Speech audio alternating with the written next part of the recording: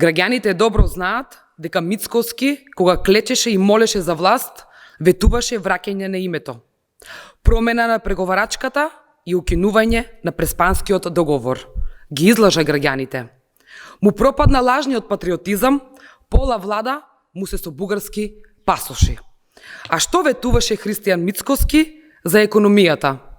Ветуваше дека ќе биде многу подобро. Ветуваше подобар стандард, повисоки плати, подобар живот. И за тоа излажа. Ништо не е подобро. После 2 години влада на Мицкоски, граѓаните живеат полошо. Едвај врзуваат крај со крај. Со најниски плати во Европа. И секојдневна борба да се преживее од први до први. Сиромаштијата достигна 21,9% уште во првата година од владеењето на Мицкоски. Синдикалната кошничка порасна на речиси 69.000 денари, а минималната плата е само 26.000 денари, најниска во Европа. Пред 2 години, за избор на влада, Христијан Мицкоски вети дека економијата ќе му биде во фокусот и во центарот на вниманието. Денеска економијата е пред крах. Пари нема во буџетот, а во фокусот му се само криминалните инвестиции. Мицкоски вети нови странски инвестиции. Реалноста денес е катастрофална.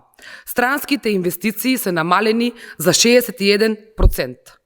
Огромно намалување за 720 милиони евра во 2025 година. Вети Мицкоски и нови работни места. А само за 1 година бројот на вработени во индустријата е намален за 2,8%. Ништо од тоа што ветуваше Мицкоски не исполни. Буквално ги излажа граѓаните. Има една работа што не ја вети, ама сериозно ја прави од месец во месец. Го зголеми долгот на граѓаните и на идните генерации.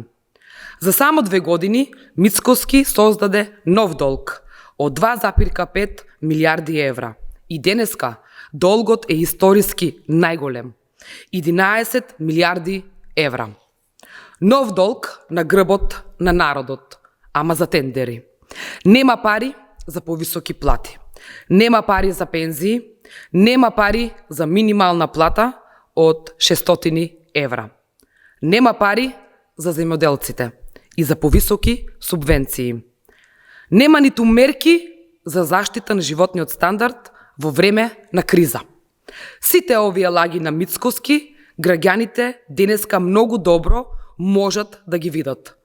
Кога ќе погледнат во своите празни паричници и празните фрижидери. Мицкоски ги излажа и ги изневери граѓаните.